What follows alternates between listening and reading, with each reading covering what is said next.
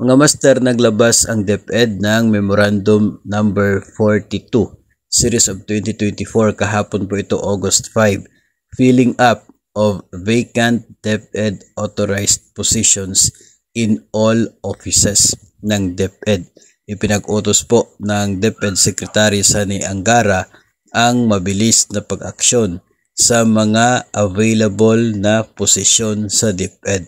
Ayon po dito sa number 3 ng nasabi pong memo, the Bureau and Services Directors in the Central Office, Regional Directors and Schools Division Superintendents are instructed to exhaust all measures to expedite the hiring and filling up of all vacant DepEd authorized positions, including the newly created teaching and school-based non-teaching positions for fiscal year 2024.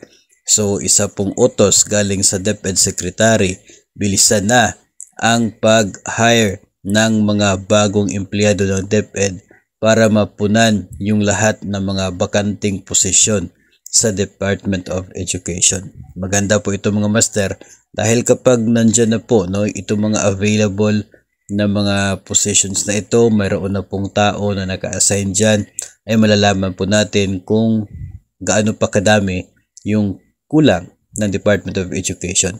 Isa po kasi sa mga batayan ng para maabot yung mga goals ng Department of Education ay dapat talaga ay makumpleto yung mga pag-hire ng mga personnel doon sa mga available vacant positions. So tingnan po natin kung ano po yung mga magiging susunod na aksyon nito down to the division offices. Alam po natin na sa ngayon ay continuous naman po yung hiring.